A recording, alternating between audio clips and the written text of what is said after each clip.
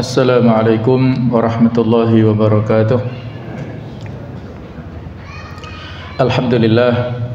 Alhamdulillahilladzi hadana li hadza wa ma kunna linahtadiya laula an hadanallah. Asyhadu an la ilaha illallah wahdahu la syarikalah wa asyhadu anna Muhammadan abduhu wa rasuluh la nabiyya ba'dah. Allahumma salli wa sallim ala sayyidina wa habibina wa maulana Muhammad wa ala alihi wa ashabihi wa ansarihi wa junudihi wa man sara ala nahjihi wa da'a bi da'watihi ila yaumil qiyamah. Allahumma inna nas'aluka ilman nafi'a wa na'udzubika min 'ilmin la yanfa'. Subhanaka la ilma lana illa ma 'allamtana innaka antal alimul hakim wa tub 'alaina innaka antat tawwabur rahim. Amma ba'du, para jamaah rahimakumullah, marilah kita lanjutkan pembahasan tafsir surah Ali Imran ayat 137 sampai 141 pada bagian yang kedua. Pada paragraf ini berjudul nasib orang-orang yang mendustakan Rasul dan nasib orang-orang yang bertakwa serta tercapainya kemuliaan bagi kaum mukminin dengan jalan jihad fisabilillah. Ayat-ayat ini sudah kita baca dan tadi di sholat juga sudah saya bacakan ya, yang mana ayat-ayat ini memberikan penjelasan kepada kita tentang segala ketentuan ya. Qad khalat min qablikum sunnanun, sungguh telah berlalu sebelum kamu sunnah-sunnah Allah.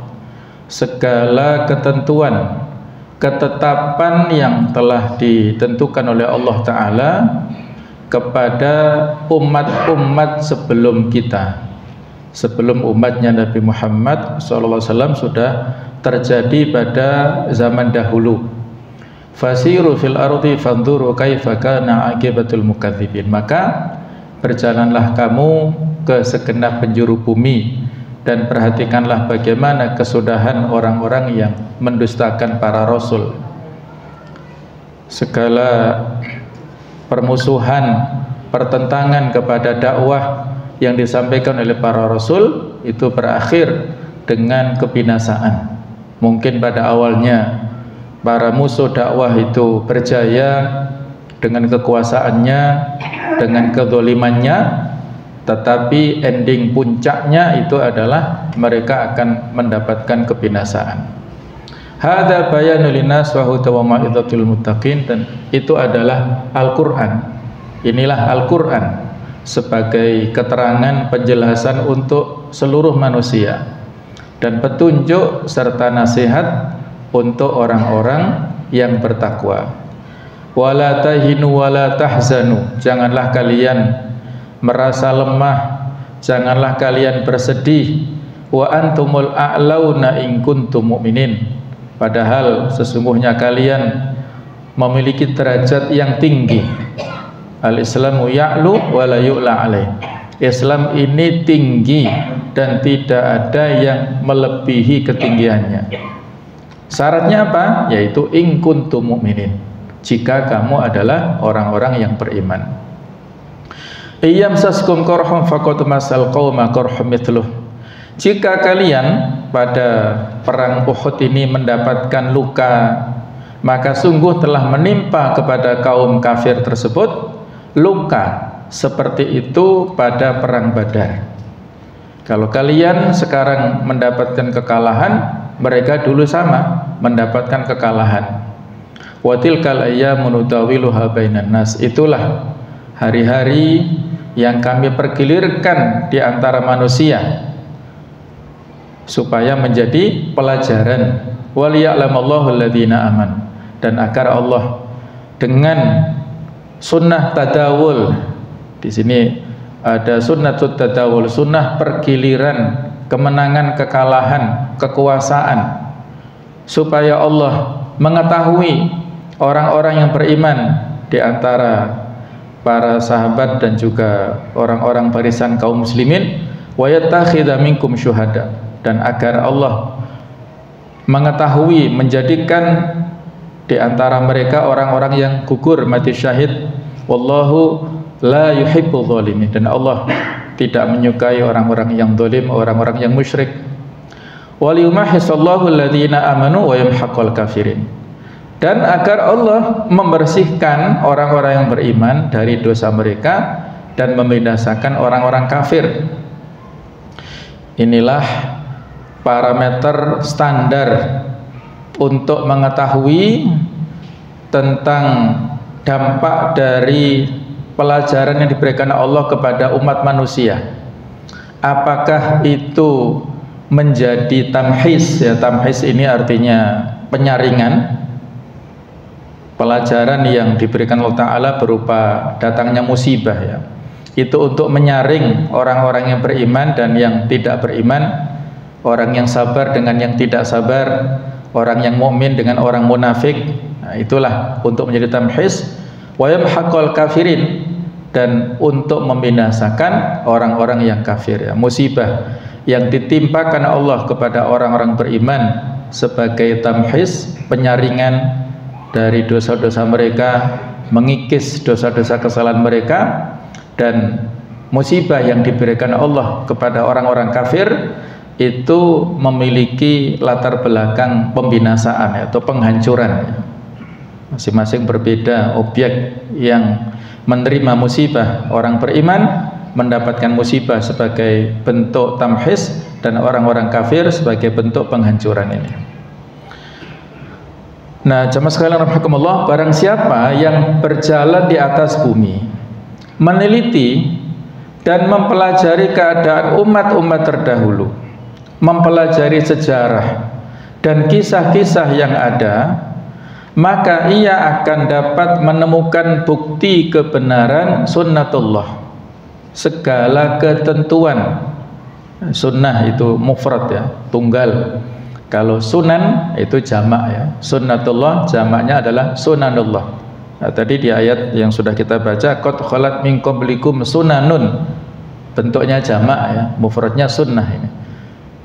Jadi sudah terbukti tentang kebenaran sunnatullah di atas yang bersifat tetap dan baku, yaitu keberhasilan bagi orang atau bagi setiap orang yang berbuat baik, dan kegagalan bagi setiap orang yang berbuat tidak baik. Hasil akhir akan diberikan kepada orang-orang yang berbuat baik. Nah, itu akan mendapatkan keberhasilan, kesuksesan, sedangkan ahlul maksiat akan mendapatkan kegagalan. Hal ini mengandung peringatan bagi siapa saja yang berbuat jahat dan tidak mematuhi perintah Rasulullah SAW pada perang Uhud, serta mengandung penyadaran bahwa sesungguhnya kemenangan pada perang Badar dikarenakan keteguhan, ketabahan, dan kesungguhan di dalam berperang, taat kepada Allah dan Rasul-Nya, sikap tawakal yang baik dan benar kepada Allah, serta percaya dan yakin akan kekuasaan Allah, rahmat dan karunia-Nya. Wa manasru illa min indillah, karena sesungguhnya kemenangan itu murni dari Allah. Apabila kita meyakini, menyandarkan tawakal totalitas kepada Allah, maka kemenangan itu akan diberikan, ya, kepada kelompok ini. Nah, semua ini di dalam Al-Quran merupakan sebuah penegasan yang jelas bagi seluruh umat manusia, serta sebuah petunjuk dan mau'idhah khusus bagi orang-orang yang bertakwa di antara mereka. Karena orang-orang yang bertakwalah yang bisa mengambil manfaat dari petunjuk Al-Quran, sebagaimana ditegaskan di surah Al-Baqarah ayat yang kedua, dzalikal kitabu la raiba fi hudalil muttaqin. Kitab Al-Quran ini tidak ada keraguan padanya, menjadi petunjuk bagi mereka yang bertakwa, ya. Jadi Al-Quran menjadi petunjuk bagi orang-orang yang bertakwa. Ada lagi di surah Al-Baqarah juga ayat 185, bahwasanya Allah memberikan keterangan, syahrul Ramadan alladzi unzila fihil Quran hudal linnas. Bulan Ramadan adalah bulan di dalamnya diturunkan Al-Quran sebagai petunjuk bagi manusia. Apa bedanya? Di Al-Baqarah ayat yang kedua, hudalil muttaqin, Dan di Al-Baqarah 185 hudal linnas, petunjuk bagi manusia. Nah, bedanya adalah bahwasanya hidayah yang dimaksudkan di sini adalah hidayah taufik, hidayah yang mengantarkan seseorang kepada kebenaran dari Al-Quran, itu hanya diberikan kepada orang-orang yang bertakwa saja. Sedangkan di ayat 185 hudal linnas, petunjuk bagi manusia, itu adalah hidayatul dilalah atau petunjuk pengarahan ataupun rambu-rambu, ya, penunjukan, bisa mengarah kepada kebenaran atau bisa menyimpang tergantung dari sikap daripada orang-orang yang menerima petunjuk ini. Kalau dia merespon dengan baik, dia mendapat hidayah taufik, yaitu orang-orang yang bertakwa ini. Kemudian di ayat 2 sampai 3 surat Luqman disebutkan tilka ayatullah ayatul kitabil hakim huda wa rahmatil lil muhsinin. Inilah ayat-ayat Al-Qur'an yang mengandung hikmah, menjadi petunjuk dan rahmat bagi orang-orang yang berbuat kebaikan. Jadi ada penguatan di sini bahwasanya Al-Qur'an itu merupakan atau mengandung hikmah yang sangat banyak, pelajaran yang sangat banyak, dan juga menjadi petunjuk dan rahmat bagi orang-orang yang berbuat kebaikan atau berbuat kebajikan, ya. Semua ini merupakan penjelasan yang nyata tentang semua perkara, bagaimana kisah orang-orang terdahulu di dalam menghadapi para musuh. Di samping itu, hal ini merupakan pencegahan dari segala bentuk keharaman dan pelanggaran-pelanggaran. Hal ini merupakan sebuah bantahan terhadap perkataan kaum musyrik dan orang-orang munafik. Seandainya Muhammad memang benar-benar seorang nabi, maka ia tidak akan mengalami kekalahan pada perang Uhud. Dari semua ini jelaslah bahwa sunnatullah berlaku mutlak terhadap seluruh makhluk, termasuk para nabi dan rasul. Setiap pasukan yang tidak mematuhi pimpinan atau panglimanya, maka mereka pasti akan terancam kalah. Jadi itulah statement daripada orang-orang musyrik ataupun orang-orang munafik yang menyalahkan, ya, seolah-olah mereka ini mendiskreditkan atau mendemarketing posisi Rasulullah dan membuat orang-orang tidak percaya dengan kerasulan Nabi Muhammad. Ini hanya pokal gawe ataupun tipu daya daripada orang musyrik dan orang-orang munafik ini.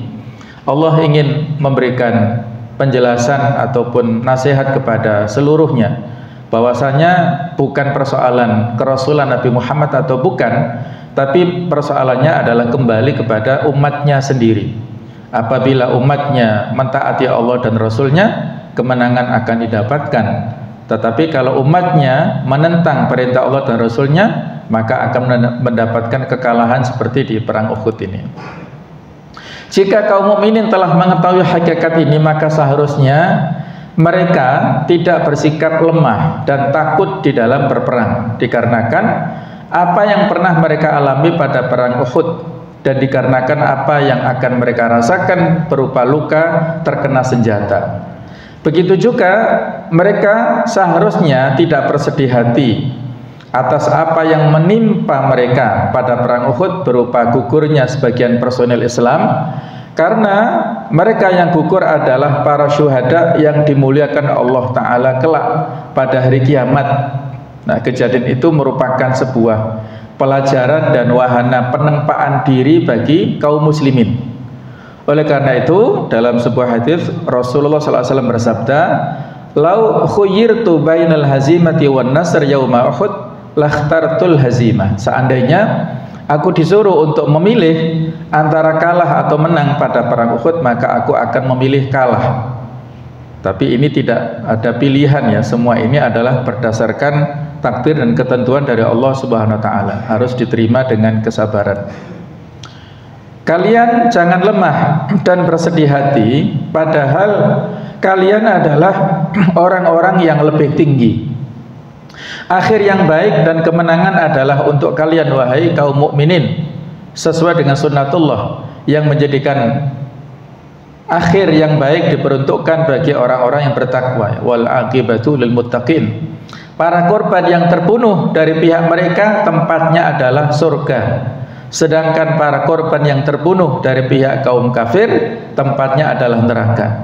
Yang dimaksud larangan bersikap lemah dan bersedih hati adalah larangan menyerah dan perintah untuk kembali mempersiapkan diri dan bersiap siaga, disertai dengan kesungguhan tekad, semangat yang kuat, berprasangka baik kepada Allah, bertawakal kepadanya, dan yakin serta mantap bisa meraih kemenangan. Ya, ini penting ya, tawakal dan juga berhusnudzon, berbaik sangka. Apapun yang menimpa kepada mereka itu adalah yang terbaik sesuai dengan Allah Ta'ala inginkan. Bagaimana kalian bersikap lemah disebabkan luka dan terbunuh? Karena jika kalian terluka dan banyak di antara kalian yang terbunuh, maka sebenarnya musuh kalian juga mengalami hal yang sama. Bahkan mereka telah mengalami luka yang jauh lebih besar pada perang Badar. Jika kalian kalah pada perang Uhud, namun kalian telah meraih kemenangan yang gemilang pada perang Badar. Roda kehidupan selalu berputar, peperangan selalu berimbang, terkadang menang, terkadang kalah. Hari ini merupakan kemenangan dan kesuksesan untuk kalian, dan esok adalah hari kekalahan dan kerugian. Begitu seterusnya, roda kehidupan selalu berputar. Di balik semua ini pasti terdapat hikmah, kemenangan dan keberuntungan. Sesekali kami berikan kepada kebatilan, namun berkali-kali kami berikan kepada kebenaran. Namun yang pasti akhir yang baik dan kemenangan hanya untuk orang-orang yang bertakwa dan ikhlas. Ya. Di surat An-Nisa 104 Allah Ta'ala mengingatkan, wala tahinu fi ibtigha'il qaum. Janganlah kalian merasa lemah dalam mencari kaum, mencari musuh. Tidak boleh putus asa ya untuk mencari musuh. Ini juga sama konteksnya dalam perang Uhud juga ya. In takunu ta'lamuna fa innahum ya'lamun. Kalau kalian merasa mendapatkan luka, mendapatkan segala macam dampak berupa kekalahan, fa innahum ya'lamun, mereka juga sama merasakan luka seperti itu. Kalau kalian pada saat perang Uhud merasa kalah, mendapatkan luka-luka, mereka juga sama pada saat perang Badar juga mendapatkan kekalahan. Tetapi bedanya Allah katakan di situ, wa tarjuna minallahi ma la yarjun. Kalian berharap pahala dari Allah sesuatu yang tidak mereka harapkan. Nah, itulah bedanya ya, niatnya yang ada di masing-masing, kesibukan ataupun segala yang menimpa kepada orang-orang muslimin dan orang-orang kafir itu jelas berbeda. Masing-masing tergantung pada motivasinya. Kalau orang-orang muslim, barisan kaum muslimin, kelompok-kelompok yang baik, mereka sibuk untuk mengatur strategi ya. Kalau di sini adalah konteksnya peperangan secara fisik ya.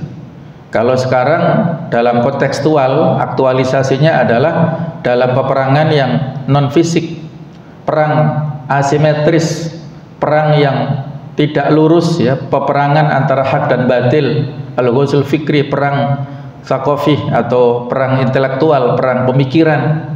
Maka sama ya yang dilakukan oleh masing-masing kelompok ahlul hak dan ahlul batil.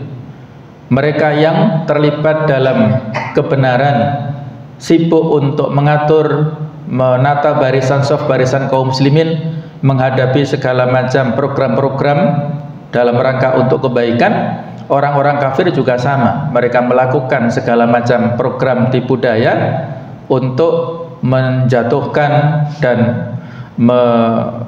memusuhi kaum muslimin ya. Mereka sibuk, kita juga sibuk, tapi bedanya mereka untuk fisabilis syaitan ya, untuk jalan syaitan, untuk kehidupan duniawi semata-mata, mereka mengorbankan harta, benda, waktu, pikiran, semua tenaga mereka curahkan untuk berjuang fisabilis syaitan. Tetapi kita kaum muslimin mencurahkan segenap potensi yang kita miliki dalam rangka untuk fisabilillah. Itulah bedanya ya. wa tarjuna minallahi ma la yarjun. Kalian berharap pahala dari Allah sesuatu yang tidak mereka harapkan, tidak mereka inginkan. Jadi insya Allah tidak ada yang sia-sia pengorbanan yang dilakukan oleh kita semuanya untuk saat ini. Nah, di dalam sirah dikisahkan bahwa pada perang Uhud, Abu Sufyan, dia adalah salah satu pimpinan ya di orang-orang Quraisy, naik ke atas sebuah bukit, lalu ia terdiam beberapa saat, lalu berkata, "Di manakah putra Abu Kabsyah?" Yang dimaksud adalah Nabi Muhammad SAW. Karena Abu Kabsyah itu suami daripada Halimah As-Sa'diyah, ibu susu Rasulullah, itu adalah Halimah. Nah, suami daripada Halimah itu adalah diberi julukan Abu Kabsyah ini. Jadi seolah-olah Abu Kabsyah ini adalah merupakan bapak susuan Rasulullah. Di manakah putra Abu Habsyah? Maka diteruskan oleh Abu Sufyan, di manakah Abu Quhafah yaitu Abu Bakar, dan di manakah Umar bin Khattab? Lalu Umar berkata, ini Rasulullah, ini Abu Bakar, dan ini aku Umar. Lalu Abu Sufyan berkata, kita telah imbang, roda kehidupan berputar dan berperang telah berimbang. Lalu Umar berkata, tidak ada kesamaan di antara kita. Para pasukan kami yang terbunuh, tempat mereka adalah surga, sedangkan para pasukan kalian yang terbunuh, tempat mereka adalah neraka. Nah, lalu Abu Sufyan berkata, kalian mengira seperti itu, kalau begitu berarti kami telah gagal dan rugi ya. Inilah tadi ya, orang-orang kafir berperang untuk mempertahankan eksistensi duniawinya, sedangkan orang-orang kaum muslimin berperang untuk fisabilillah. Tidak sama, walaupun sama-sama matinya, tapi yang satu berada di neraka, orang-orang kafir ini, para pasukan yang tewas berada di neraka, dan orang-orang kaum muslimin berada di dalam surga. Ini yang terjadi di saudara kita di Palestina ya. Setiap kali ada bom yang meledak di salah satu perumahan warga komunitas di Palestina, maka para tetangganya menyampaikan sebuah ihtiram, kalimat tahniah, ucapan selamat, bahwasanya tetangganya yang dibom itu mendapatkan syahid, termasuk di antara para syuhada. Dan bisa kita lihat dalam berita-berita, walaupun sekian banyak ya, yang meninggal dunia, ya tidak terhitung ya, kalau yang terberitakan ya sekitar 23.000 ataupun lebih ya. Banyak sekali anak-anak, wanita dan lain-lain ya, walaupun mereka warga sipil yang meninggal dunia, mayat bergelimpangan di sana sini, tetapi tidak ada bau anyir sama sekali, tidak ada ya. Wangi baunya penduduk Palestina yang syuhada ini, masya Allah ya, walaupun mereka warga sipil, karena mereka adalah warga yang mazlum, yang terzalimi, dan mereka adalah ahlul Quran ya, orang-orang yang dikuatkan dengan Al-Quran. Tidak ada satupun warga Gaza yang meninggalkan perkampungannya, bahkan yang dari luar itu masuk. Ini luar biasa ya. Mungkin kalau ada satu dua yang memang asli sini ya, yang kembali ke keluarganya sini Indonesia, tapi yang warga asli sana itu mempertahankan eksistensi, dan mereka meyakini ini adalah tanah wakaf kaum muslimin seluruh dunia. Mereka lah yang menjaga eksistensi Masjidil Aqsa ya. Tidak bisa meninggalkan kampung halamannya itu. Dan orang-orang Yahudi itu malah memanfaatkan tanah-tanah yang ada di Palestina, terutama di sekitar Masjidil Aqsa ini, justru menjadi komoditi yang bisa menguntungkan mereka saat itu ya. Mereka jual dengan harga yang mahal. Nah, dikira karena umat Islam meyakini ini tanah mengandung berkah ya. Jadi kaum Palestina tidak meninggalkan kampung halamannya karena mereka meyakini Allah Ta'ala berfirman, alladzi barakna haulahu, di awal surat Al-Isra itu ya. Ini adalah tanah yang diberikan keberkahan sekitarnya ya, sekitar Masjidil Aqsa ini mendapatkan keberkahan. Jadi mereka tidak akan meninggalkan kampung halamannya. Walaupun apapun yang terjadi, bisa kita lihat camp ataupun kema-kema yang darurat ya, yang biasa kalau di Indonesia adalah di bumi perkemahan. Nah, ini kemah-kemah darurat ini diberdirikan oleh para lembaga kemanusiaan untuk menolong saudara kita di Palestina yang menjadi tempat tinggal para saudara kita di sana. Nah, tapi mereka mendapatkan kebahagiaan dengan itu. Tidak ada listrik, tidak ada fasilitas apapun, tapi mereka mendapatkan kebahagiaan. Ya, itu sumbernya dari mana bahagia? Ya, sumbernya dari al-iman. Keimanan dan keyakinan tentang pahala dari Allah Ta'ala atas kesabaran itulah yang membuat mereka bahagia dalam kondisi apapun. Nah, maka orang-orang Yahudi, Israel yang mereka merasa menang, ya, ini ada kemiripan kisah yang terjadi pada perang Uhud, ya, orang-orang kafir seolah-olah mendapatkan kemenangan. Ini juga ada kemiripan orang-orang Israel seolah-olah mendapatkan kemenangan di saat ya mereka membombardir Gaza yang lebih dari 100 hari ini, ya. Menang dari sisi formalitas, ya, mereka memang berhasil membunuh sekian puluh ribu warga sipil yang tidak berdosa, menghancurkan bangunan-bangunan. Tetapi di balik itu mereka juga mendapatkan kerugian yang sangat banyak. Paling tidak ada 12.500 tentara Israel yang mengalami cacat, baik cacat mental atau cacat fisiknya, dan juga yang terbunuh tidak kurang lebih sekian, dan juga yang luka-luka lebih banyak lagi, ya, mungkin tidak dipublish di umum, ya. Dan mereka mengalami depresi yang luar biasa, bahkan mereka rela untuk dipenjara oleh pemerintahnya kalau tidak mau berangkat lagi ke medan perang, rela menanggung akibat daripada berjalan atau mereka berangkat ke medan perang tetapi menemukan sekian banyak, ya, hal-hal yang mustahil, ya. Mereka katakan kami seolah-olah melawan hantu, gitu. Karena itu tadi Allah Ta'ala, Allahu alam, ya, memberikan pertolongannya berupa pasukan putih-putih, ya, menurut versi orang-orang Israel, ya. Jadi ada tentara-tentara Israel yang menembakkan senjata-senjatanya itu ke tembok-tembok yang kosong, ya. Padahal versi mereka melihat pasukan berjubah putih-putih itu, ya, Allah alam, ya. Bisa jadi itu adalah para malaikat yang diutus oleh Allah Ta'ala untuk membantu, ya, warga Palestina, ya. Jadi insya Allah, ya, kemenangan tinggal menunggu waktunya di Palestina, dan ketika kemenangan itu didapatkan di sana, maka itu adalah kemenangan untuk seluruh umat Islam, karena Palestina adalah jantungnya umat Islam.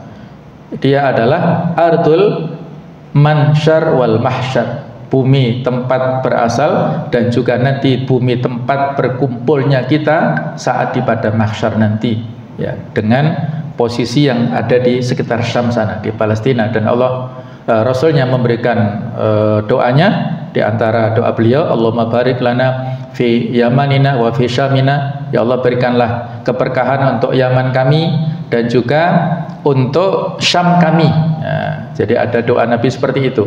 Nabi memberikan doa untuk orang Yaman dan juga untuk orang Syam. Nah, jemaah sekalian, kita teruskan. Ini perkataan Abu Sufyan secara objektif mengatakan, kalian mengira seperti itu, kalau begitu berarti kami telah gagal dan rugi. Sesungguhnya silih bergantinya keadaan dan nasib di antara bangsa-bangsa yang ada adalah supaya adil dan sistem atau aturan yang ada bisa tetap berjalan, serta supaya orang yang mau merenung dan berpikir bisa memahami sunnatullah atau hukum-hukum alam yang ada. Begitu juga dengan hal ini, Allah ingin mengetahui kesungguhan dan kebenaran iman kaum mukminin, serta untuk mengetahui siapa-siapa yang tabah dan sabar dalam melawan musuh. Seperti firman Allah, liyamizallahul khabitha minat thayyib, supaya Allah memisahkan golongan yang baik dari golongan yang buruk dari golongan yang baik, ya, di Al-Anfal ayat 37. Maksudnya supaya manusia bisa mengetahui dan membedakan di antara keduanya. Oleh karena itu, ketika hendak mengejar dan memerangi orang-orang musyrik pada perang Hamraul Asad setelah perang Uhud, Rasulullah bersabda, tidak ikut bersama kami di dalam perang ini, maksudnya perang Hamraul Asad, kecuali orang yang berperang Lalu kaum mukminin yang benar dan sungguh-sungguh keimanannya pun ikut berperang meskipun mereka lelah sekali. Jadi jemaah sekalian, ada peperangan yang beriringan dengan perang Uhud. Setelah kaum muslimin ya pada perang Uhud ini mendapatkan kekalahan karena sudah kita ketahui bersama ya, pasukan Rumat atau yang disuruh untuk menjaga bukit Rumat sebagai benteng pertahanan ya, pasukan anak panah, apapun yang terjadi mereka tidak boleh turun. Nah, ternyata ketika banyak pasukan kafir Quraisy, banyak yang meninggal, banyak yang mati, mereka tertarik untuk meninggalkan pusat pengendalian atau pusat benteng pertahanannya, turun untuk mengambil banyak ghanimah. Maka Khalid bin Walid menyerang dari balik bukit dan menyerang ya kaum muslimin, dan mereka berantakan, kacau balau kekuatan kaum muslimin. Jadi intinya kaum muslimin mendapatkan kekalahan pada perang Uhud.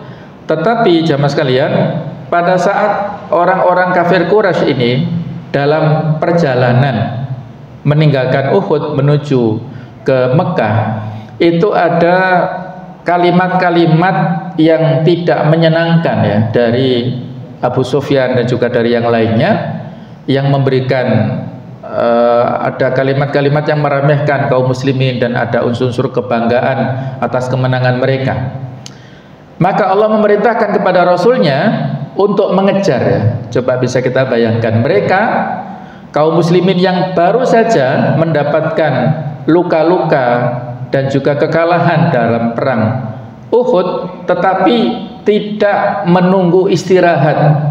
Mereka belum sampai istirahat dengan tuntas di Madinah, karena posisi Uhud dan Madinah kan sangat dekat ya. Mereka belum sempat bersantai-santai, Rasulullah langsung diperintahkan untuk mengejar pasukan Quraisy ini di pertengahan yang disebut dengan daerah Hamraul Asad. Ini nama pegunungan ya, antara Madinah dan Mekah ya, masih dekat dengan Madinah. Jadi kaum muslimin diperintahkan untuk mengejar orang-orang kafir Quraisy, dan terjadilah yang disebut dengan perang Hamraul Asad, walaupun memang tidak sempat kontak senjata, tidak terjadi perang secara fisik. Tapi ini adalah sebuah misi untuk memberikan kesan kepada orang-orang kafir Quraisy bahwasanya kaum muslimin masih memiliki kekuatan. Jadi di antara strateginya Rasul pada saat perang Hamraul Asad itu, pada saat malam hari mereka beristirahat, Nabi memerintahkan untuk menghidupkan 500 api yang secara tersebar ya, untuk memberikan kesan, wah ternyata jumlah kaum muslimin banyak. Nah inilah di antara strateginya, sehingga orang-orang kafir Quraisy ketakutan. Mereka tidak sanggup menghadapi kaum muslimin lagi, padahal mereka baru saja mendapatkan kemenangan. Tapi Allah memberikan rasa takut kepada mereka, dan akhirnya mereka lari ya, meninggalkan medan Hamraul Asad dan ya menuju ke Mekah, pulang. Dan sedangkan kaum muslimin itu kembali ke Madinah dengan membawa kemenangan ya, walaupun di sini yang terbunuh sedikit ya, ada 2 mata-mata kaum muslimin yang syahid, dan ada orang di antara orang kafir, ada 2 yang terbunuh dan 2 yang tertawan ya, dari akibat perang Hamraul Asad. Jadi dari perang inilah Hamraul Asad memberikan kesan ya, bahwasanya kaum muslimin masih kuat, mental mereka masih kuat, dan ini menjadikan orang-orang kafir ciut nyalinya, tidak membangga-banggakan lagi dari kemenangan yang mereka dapatkan di perang Uhud. Nah, ini terjadi pada bulan Syawal tahun 3 Hijriah. Jadi unda-undi ya, dengan perang Uhud juga sama, terjadi pada bulan Syawal tahun 3 Hijriah itu. Nah, kami menafsiri dari Syekh Profesor Wahbah Zuhaili, penulis Tafsir Al-Munirin, mengatakan dari kalimat atau ayat waliya'lamallah, supaya Allah menjelaskan ilmunya kepada manusia tentang hal ini dengan menggunakan cara yang bisa diketahui oleh mereka, karena ilmu Allah tentang segala sesuatu bersifat azali. Azali ini artinya sudah ada sejak zaman dahulu, sebelum diciptakannya alam raya ini sudah ada ya. Jadi Allah Ta'ala dengan takdirnya itu ada 4 tingkatan, ada al-ilmu, al-kitabah, al-masyiah, al-khalqu. Nah, jadi tentang ilmu Allah ini, Allah maha mengetahui apapun yang terjadi pada makhluknya, walaupun saat itu belum ada makhluk namanya manusia, tapi Allah maha mengetahui semuanya, sudah ada di bersifat azali ya, sejak asal di sana. Jadi Allah maha mengetahui dan ingin menjelaskan kepada manusia bagaimana supaya manusia bisa mengambil pelajaran dari ilmu Allah Ta'ala tersebut. Jadi semua yang terjadi pasti cocok dengan ilmu Allah yang telah ada sejak zaman azali, dan ilmu Allah pasti sesuai dengan realita dan kenyataan yang ada. Jadi al khairu ma qadarullah ya. Yang terbaik itu adalah yang ditakdirkan Allah. Kita kapasitas ilmu kita terbatas, jangkauan kita terbatas ya, mata kita dan seluruh semua yang potensi yang kita miliki sangat terbatas, sedangkan Allah maha tahu dengan hikmah yang ada di balik semuanya. Maka penting bagi kita selalu berhusnudzon, berbaik sangka. Allah maha adil, tidak mungkin Allah mendolimi kepada siapapun di antara hambanya. Kalau ada hamba-hamba yang mendapatkan sesuatu yang sifatnya tidak mengenakkan, maka kembalinya adalah kepada dirinya sendiri. Dan supaya Allah mempersiapkan beberapa orang yang akan menjadi syuhada yang gugur di jalan Allah, sehingga mereka pun berperang dengan berani dan rela mengorbankan nyawa mereka di jalan keridhaannya. Sebagian kaum mukminin tidak bisa mendapatkan mati syahid pada perang Badar, sehingga mereka selalu berharap dan selalu ingin berperang melawan musuh agar mereka bisa meraih derajat mati syahid. Allah Ta'ala memuliakan para syuhada di kehidupan mereka di alam barzakh dan mengaruniakan kepada mereka derajat yang sejajar dengan para nabi.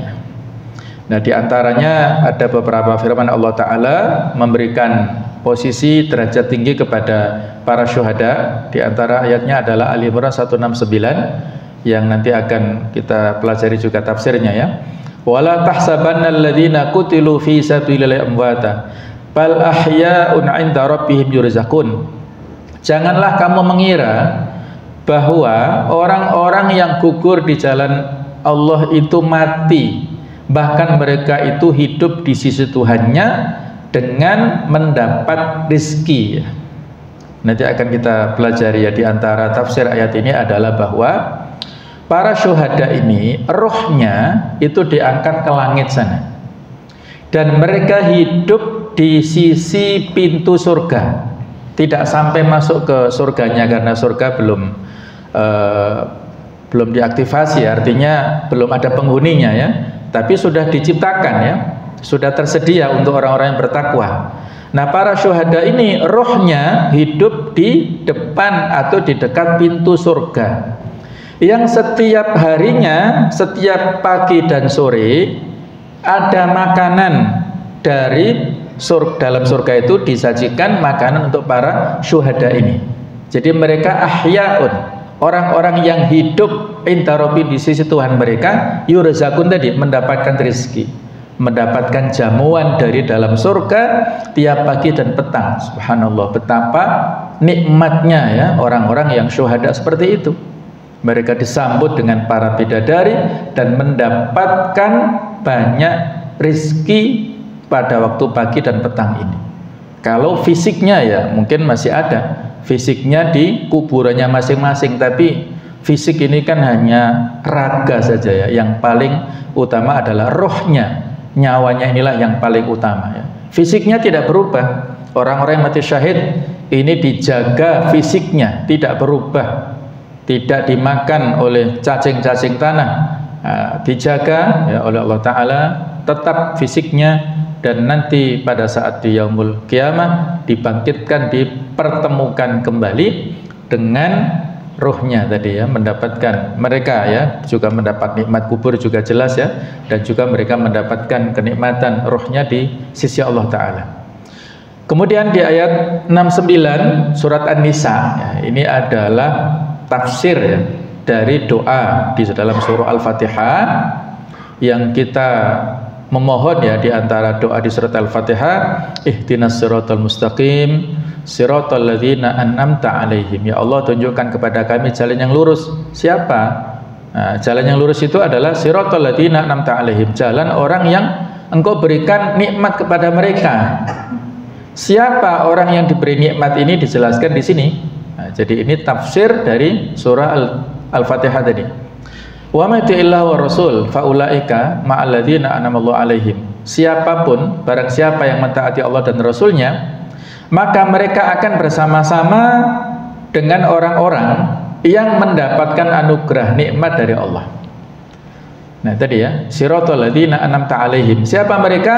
Minan nabiyyin, berupa para nabi, wassadiqin, wasiddiqin ya, orang-orang yang jujur, orang-orang yang benar, wasyuhada, orang-orang yang mati syahid, wassalihin, dan orang-orang yang soleh, wa hasuna ulaika rafiqa, dan mereka itulah teman yang sebaik-baiknya.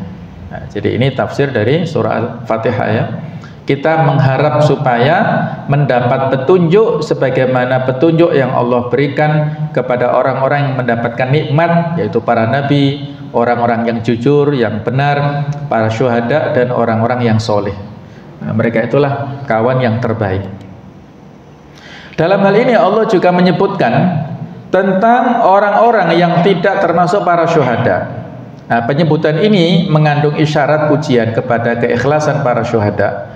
Allah menjelaskan bahwa Dia akan menghukum orang-orang yang zalim dan kafir dikarenakan kezaliman mereka terhadap diri mereka sendiri. Perbuatan mereka yang menimbulkan kerusakan di muka bumi dan kesewenang-wenangan mereka terhadap manusia. Allah menyegerakan hancurnya kekuasaan mereka karena kezaliman tidak akan pernah bertahan lama. Kalaupun kita menyaksikan ada kekuatan-kekuatan yang zalim masih bertahan, ini tidak bertahan lama ya. Pasti kezaliman itu endingnya akan mendapatkan kehancuran. Kemudian Allah menegaskan bahwa peperangan adalah lahan pengklasifikasian, pendeteksian dan pensucian. Di dalam perang akan terlihat perbedaan antara orang-orang beriman dengan sesungguhnya dan orang-orang munafik. Dengan perang bisa diketahui kebenaran iman, keteguhan, kuatnya ketetapan hati, dan ketabahan menghadapi fitnah ya. Sudah kita ceritakan pada saat kaum muslimin awal perang Uhud, 1000 orang akan berangkat ke medan perang. Nah, ternyata ada 300 yang tidak melanjutkan perjalanannya. Nah, mereka itulah teridentifikasi orang-orang yang oportunis, orang-orang munafik yang takut ya menghadapi peperangan, sementara yang 700 istiqomah terus di medan perang. Hal ini seperti yang difirmankan Allah, yang artinya sesungguhnya kamu mengharapkan mati syahid sebelum kamu menghadapinya, sekarang sungguh kamu telah melihatnya dan kamu menyaksikannya. Pada perang Uhud, orang-orang munafik mundur dan mengurungkan niat untuk ikut perang. Bahkan sebagian orang-orang mukmin ada yang melarikan diri ketika perang tengah berkecamuk, dan sebagian yang lainnya tetap mempertahankan diri bersama Rasulullah. Maka dari sini telah jelas bahwa keinginan untuk pergi menyambut musuh hanya sekedar angan-angan belaka dan tidak terbukti kebenarannya ya.